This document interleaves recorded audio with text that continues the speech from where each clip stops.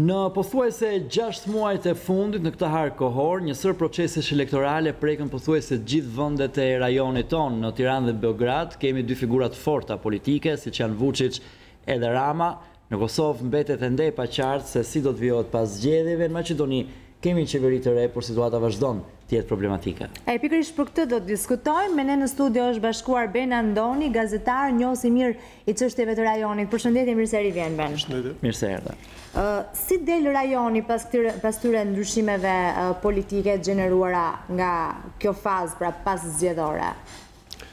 Ballkani del me dilemën e madhe të afrimit me Bashkimin Evropian apo me një qasje të themi konjunkturale me Bashkimin Evropian.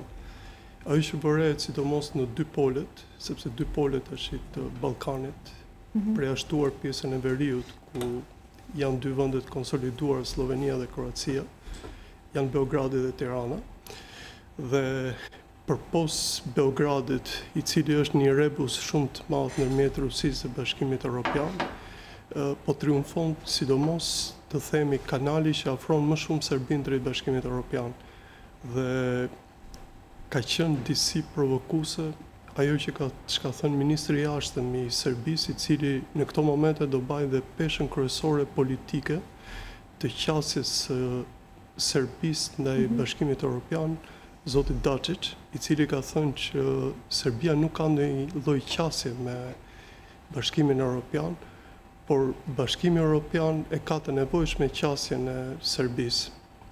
Ka qenë shumë interesante kjo për të treguar që vetë aktorët e vegjël të Bashkimit Evropian e shikojnë në këto momente komunitetin si një lloj strehe ku ata mund të japin kontributin e tyre. Megjithatë, ajo çfarë ka ndodhur me zgjedhjet në të gjitha vendet ka treguar që pa çka karshillëkut që kanë bërë secili vend, standardet janë ende të cënuara në të gjitha vendet absolutisht. Kur them në të gjitha vendet, nuk përjashtoj as Kroacinë, është diçka më lart Slovenia, Bosnjën, Malinezi, Serbinë po, Maqedoninë dhe Kosovën janë prezente me problematikat e tyre, dhe Tiranën që neve jemi dëshmitar të tre, si kolegë që është përballur me akuza, qoftë nga numri 1 i vendit, zoti Nishani për pjesën e votimeve. Në qoftë se do përmbledhja me një fjali, i gjithë Ballkani në synimin e drejt Bashkimit Evropian është një udhkryq shumë të vështirë, sepse për herë të parë po përball realisht që është larg standardeve europiane. Në pikpamjet e marrëdhënieve me Bashkimin Evropian, por dhe të marrëdhënieve brenda vetë rajonit, konfirmimi i Vučić në Beograd dhe i Ramës në Tiranë është më mirë apo më keq në krahasim me të kaluarën? Po duhet të them diçka që në këto momente zoti Vučić nuk është në lartësinë e dur me zotit Rama, sepse kanë tagre krejtë ndryshme. Por zoti Vučić afrohet diçka me zotin Rama, sepse në konfigurimin e ri që ka bërë të qeverisë serbe, nuk mund të them do t'inkognito, por në mënyrë shumë fine ka mbajtur sërish forcën drejt kësaj qeverie. Kuptohet që nuk e ka aq sa çdo ta besoj që e ka, por të themi mandatarja e tij, sepse kështu quhet, kryeministri i re i Serbisë, zonja Brnbić, do monitorohet në çdo kohë nga pjesa tjetër e cila nuk ka qenë shumë miqësore me zotin Vučić, ku përzihet edhe Dačić, i cili do marrë forcën kryesore politike të përfaqësimit të Serbisë. Duke u kthyer te kjo që thoni ju në lidhje me simetrinë e Serbisë me Shqipërinë, zoti Rama tash ka avantazh më të madh, por ka ngërçin tjetër që në krye të protokollit shtetëror, sepse kështu është presidenca tash, do ketë një individ i cili besoj që do i krijoj probleme. Bisedimet, në qoftë se do ktheheshin tek ju, faktorizimi i zotit Vučić kthehet përballë Kosovës, sepse dhe zoti Thaçi ka tagrin e zotit Vučić, domethënë të dy kushtetutat respektive, nuk lën shumë shtek të themi për atribute të tjera të presidentëve respektiv. Ka diçka më fuqi presidenti serb në kushtetutën vendase krahasuar me zotin Thaçi. Por ka një bashkëveprim që kohë të shkuara, ju e mbani mend që në prishjen e kornizës së diskutimeve ndërmjet Serbisë dhe Kosovës, të dy individët në atë kohë nuk kishin tagrin e presidentit, filluan të dimensiononin, duke ditur të ardhmen që të dy do ishin presidentët respektiv, të një ngritje të nivelit të bisedimeve. Do të thënë ka qenë e parë që muaj më përpara. Dhe kjo lë shtek për ne për të diskutuar që shumë gjëra në gadishullin ton paraprien nga veprime të tilla. Do të thënë e gjitha turbullira që ndodhin në Kosovë, me zgjedhjet e parakohshme, me koalicione shumë të brishta, tek e fundit ka qenë e paralajmëruar që kohë më përpara në Bruksel. Po, në fakt përgjatë gjithë kësaj kohe, por edhe më gjerë se sa kaq, është folur vazhdimisht për ndikimet pro-ruse apo pro-bashkimit evropian. Në këto zgjedhje, në këtë situatë që jemi, cila nga këto dy rryma triumfoi? Është ende herët për të folur për ndikimin rus. Por ndërkohë ndikimi rus është gjithmonë më i fortë në Ballkan. Neve do flasim me gjërat të cilat mund t'i konfirmojmë. Dhe gjërat të cilat mund t'i konfirmojmë është që Serbia ka kaluar një stad tjetër marrëdhëniesh për sa i përket Rusisë. Dhe ky stad është në riarmatimin dhe riformatimin e ushtrisë serbe. Ushtria serbe në kohën ku jetojmë është në të gjithë partneritetet me NATO dhe madje në stërvitjet kryesore me NATO marrin pjesë dhe njësi të ushtrisë serbe, siç marrin pjesë dhe vende të tjera të cilat nuk janë të atachuara në NATO. Por, ndërkohë, në qoftë se do ishte një marrëdhënie normale, Serbia do vazhdonte këtë marrëdhënie dhe nuk do drejtohesh shumë ndaj Rusisë për sa i përket armatimit, ndërkohë që në muajt e fundit Serbia ka marrë armatime shumë potente nga Rusia. Dhe ç'është më shqetësuese për ne, është institucioni i cili deri tani është i veshur me atribute kulturore, sociale në nish, është shumë afër të themi territorit shqiptar, por aktorë të ndryshëm, dhe kur flasin këta aktorë kuptohet që shqetësimi është realisht real, kjo njësi ka atribute të tjera. Kjo tregon që ndikimi rus në Ballkan është shumë dhe shumë më tepër. Bëhet fjalë për qendrën, një qendër ruse të krijuar në nish për publikun që ndoshta nuk e njeh mirë, për të ndihmuar në emergjenca, ka qenë qëllimi i saj kryesor dhe ka shumë dyshime se çfarë aktiviteti zhvillohet aty. E vërteta e qendrës është që qendra do ndikonte jo thjesht për marrëdhëniet, po të themi edhe për ndihmat të cilat atribuoheshin nga Rusia drejt Serbisë, sepse Serbia tash në Europën juglindore është nga vendet e pakta e cila nuk e ka lejuar embargon ndaj Rusisë. Dhe ky ka qenë justifikimi për ngritjen e kësaj qendre. Ndërkohë që në botën normale ekzistojnë mekanizma të tjerë për të realizuar kjo lloj marrëdhënie. Ngritja e kësaj qendre dhe ajo që thuhet për ngritjen e një baze ruse shumë afër në Serbi, jep lajme shumë të këqija për Ballkanin.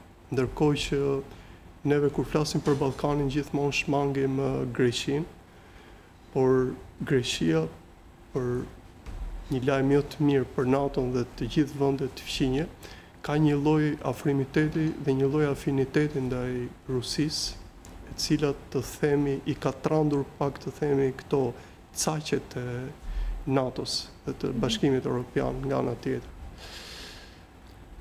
Flasim pak në veçanti tashmë për vendet. Maqedonia, e cila pasi situate shumë problematike, krizë thellë politike prej disa vitesh, arriti të ketë më në fund një qeveri 3, ku ende duket se ka prap përplasje, sidomos në çështjen e asaj që u quajt si karta shqiptare, pra e të drejtave. Si është situata aty? Është realisht shumë e vështirë. Është shumë e vështirë për shkak të brishtësisë së qeverisë aktuale të zotit Zaev dhe për shkak të forcës dhe të ndihmës që ka partia VMRO e cila është, të themi, shumë konsistente në gjithë veprimet e saj në Maqedoni dhe vazhdimisht dështimet e veta i ka mbuluar me tezat nacionaliste që për hir të vërtetës janë shumë të forta në Maqedoni. Dhe këto teza nacionaliste ka bërë që në Maqedoni të ekzistojnë akoma 3 çështje gjyqësore shumë të mëdha, të cilat në një pjesë të madhe kanë dalë dhe fiasko, por akoma mbahen, ku protagonistë janë shqiptarët. Preashtuar domethënë atë që ndodhi në kodrën e trimave, të quhet, e cila pati dhe shumë pati të vrarë, pati një konflikt i cili mund të përshkallësohej. Rastet e tjera, megjithse janë, të themi, mund të ketë kazuse, këto janë mbajtur në fuqi nga Partia e Gruevskit për të justifikuar të gjitha dështimet e Maqedonisë. Dështimi i parë dhe kryesori që ju besoj e keni ndjerë në gjithë ato të cilat trajtoni në këtë panel, janë ato që lidhen me emrin. Në këto momente që flasim në Maqedoni është akoma negociatori për emrin i Kombeve të Bashkuara, dhe modalitetet për emrin kanë ngecur në gjëra thjesht, të themi, teknike, por dhe në vullnetin i cili mungon tek pjesa maqedone.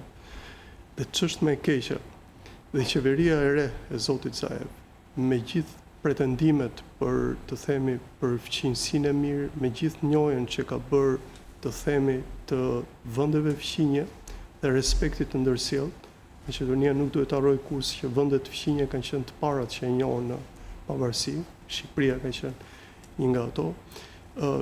Nuk është treguar, të themi, aq largpamse për atë sfidë që e pret Maqedoninë në të ardhmen. Dhe ajo ka lidhje me NATO, ju e dini, antarësimin në NATO, hapjen e negociatave me Bashkimin Evropian që ka ngelur krejtësisht, po gjithashtu dhe me një fytyrë tjetër të Maqedonisë për sa i përket marrëdhënieve brenda Ballkanit. Ju e dini që Kosova do përgatitet mbas disa javësh që t'i bëjë një ripërditësim dosjes së saj në UNESCO. Dhe Maqedonia, e cila e mbështeti, të themi, nuk e mbështeti, më fal, në herën e parë, ka treguar që përsëri do i shkaktoj probleme Kosovës. Po, ndërkohë në Kosovë, çfarë pritet të ndodhë me qeverinë e re? Kush pritet të formohet ata? Kosovë ka një paradoks shumë të madh që zgjedhjet të cilat kaluan pothuajse një kohë rekord dhe që e xhelozoi pak Tiranën për hir të vërtetës, për shpejtësinë e procesit, gjenden para një rebusi shumë të madh të ankesave që kanë formacionet. Ankesat më të mëdha ka koalicioni në fuqi, që ka marrë votat më mëdha e PAN-i, dhe i dyti është koalicioni që drejtohet nga LDK, dhe këto duhet shqyrtohen brenda kësaj jave në mënyrë që të certifikohet, por me sa kuptohet, ky lloj certifikimi po shtyhet sa më shumë në mënyrë që t'i japi kohë, të themi, koalicionit PAN, që është koalicioni në fuqi, dhe që të gjithë analistët e shohin, sidomos kosovar që janë brenda situatës, e shohin shumë të ndihmuar nga Zoti Thaçi për të bërë mandatet e dur për të drejtuar. Ka një paradoks shumë të madh që në qoftë se këtij koalicioni do i bashkohet dhe lista serbe me 9 antarët e vet dhe antarët e tjerë të komuniteteve të huaja, të cilët në Kosovë është e përcaktuar që 10 nga ata duhet të jenë patjetër, do shkaktoj, të themi, një lloj brishtësie dhe një lloj krize të re të qeverisë kosovare. Që ju e dini, 2 problemet kryesore të cilët i presin menjëherë, është procesi i demarkacionit dhe i dytë është bashkësia komunave ose asociacione. Faktan, të dyja problemet cilat kanë shkaktuar shumë debate në Kosovë. Si mund të kalohet kjo? Në këto momente është gjithmonë më vështirë. Tekalimi ndoshta i takonte të ishte në momentet e para, kur, të themi, Malizi ishte në procesin, ishte në hapat e fundit drejt antarësimit në NATO. Ndërsa ajo që ka ndodhur me, të themi, argjimin e një energjie pafund, hedhjen poshtë të shumë ideve për sa i përket demarkacionit, unë besoj që e bën shumë të vështirë dhe kalimi në arbitrazh nuk besoj se do ndryshojë diçka nga ajo e cila qëndron para marrëveshjes aktuale të demarkacionit. Shembull është ajo që ka ndodhur në datën 29 qershor, më në fund është zgjedhur procesi shumë i vështirë i demarkacionit të vijës detare ndërmjet Slovenisë dhe Kroacisë, dhe është marrë për bazë kadastra e kohës ekzistencës së federatës, ish federatës jugoslave. Dhe i njëjta gjë besoj do funksionojë edhe në qoftë se do shkojë problemi në arbitrazh ndërmjet Kosovës dhe Malit të Si.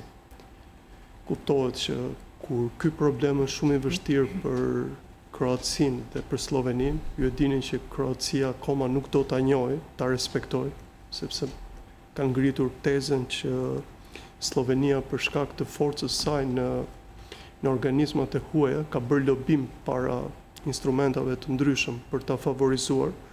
Besoj që për Kosovën do jetë akoma më vështirë për shkak të atij kaosi shumë të madh në të cilën tollovitet jeta politike e Kosovës. Ne jemi në vazhdimsi të atij që u quajt procesi i Berlinit, nisur nga kancelarja Merkel, takimet dhe samitet do të vazhdojnë, radhës është në Trieste, apo jo? Dhe si e shikoni këtë Ballkan të ri që do të shkojë në Trieste? E shikoj të vështirë për një arsye të vetme. Ju përmendët Berlinin, por mbas Berlinit ishte Vjena. Dhe mbas Vjenës do kalojnë, domethënë, do përshpejtohen hapat në vende të ndryshme. Po është një shtysë e fortë që vjen apo jo nga Bashkimi Evropian. Është një shtysë e fortë, por të themi nuk mjafton ka vetëm të themi forca e cila ndikohet nga jashtë, për shkak sepse